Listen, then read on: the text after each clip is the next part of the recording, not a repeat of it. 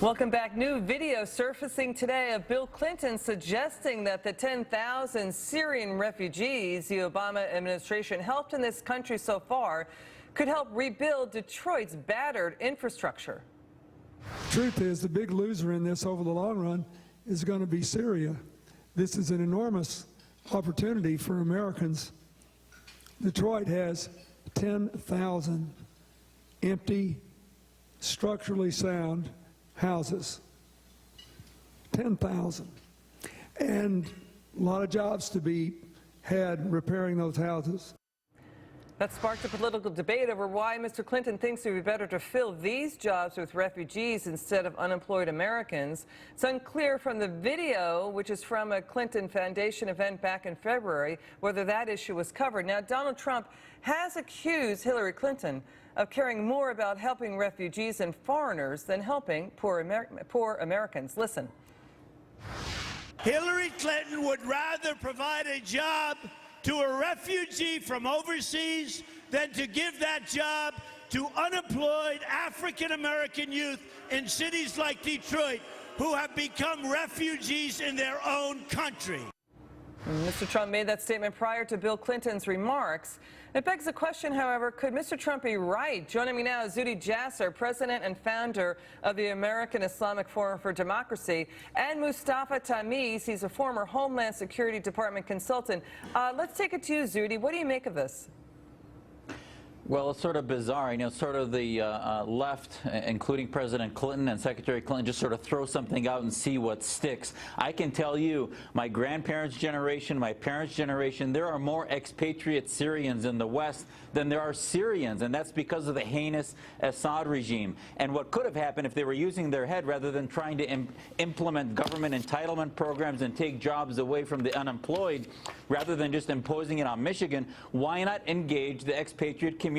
Have us who are second-generation Syrian Americans and those in Europe bring in our families that are part of the refugee community and have them not suck up government dollars. And we're trying to do this, and we can't. No, instead, the policy is to make them dependent, make them refugees, forget about the fact that we're at war, forget about the ideological litmus test, forget about any Christians. So the whole thing is so bizarre, it's creating these type of sound bites that are very problematic. You know, Mustafa, to Zudi's point, Detroit is insolvent. It's been an economic collapse.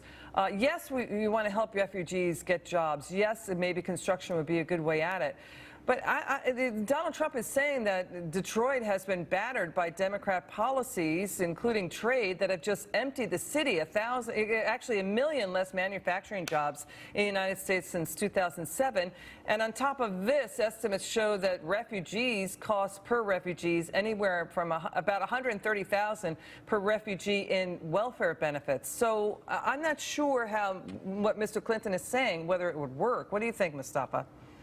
Well, I think what he was saying was the jobs would be for Americans and people that live in Detroit to fix those homes, and then they would settle the refugees there. So I think that's what he was talking about.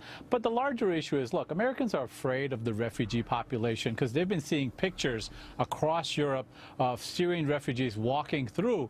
And so when we talk about clearing refugees, they think that there's no vetting process. What most people don't know is that an average refugee goes through 2 years worth of vetting. 9 different federal agencies, intelligence agency, look at that file and meet on a weekly basis to bring that person over. And, we've had refugees, over 750,000 since 9/11. Right. But I hear what you're saying. Go ahead, Zudi. Well, I have to tell you, Mustafa, yes, they're vetting, but what are they using when they're not asking about jihadism, when they're not even Google vetting them for belonging, membership to Muslim Brotherhood, Islamist groups, Taliban sympathies, when we have no ideological vetting for theopolitical movements that hate America, that are anti-Semitic, anti-Western?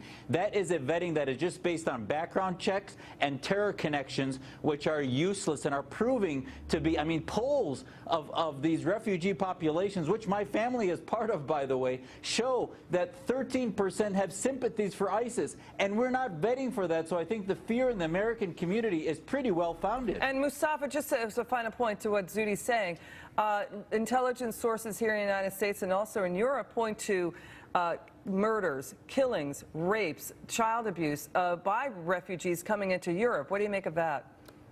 Well, I think that the refugee population, look, Americans, if they understand the process, would feel more comfortable. Unfortunately, it's hard to get the process out with sound bites. This 2-year process is 9 different federal agencies. They're looking at biometrics. As Dr. Jasser said, they're looking at terrorism stuff. Okay. They go through a series of interviews, and a lot is being done that's not being talked about. But we are a nation of refugees and immigrants, and we've built a great country because of it. I think, Zuhdi, though, I think you're probably right. I mean, really, the theocratic, the theologies are not being properly screened at the front end. Thank you so much.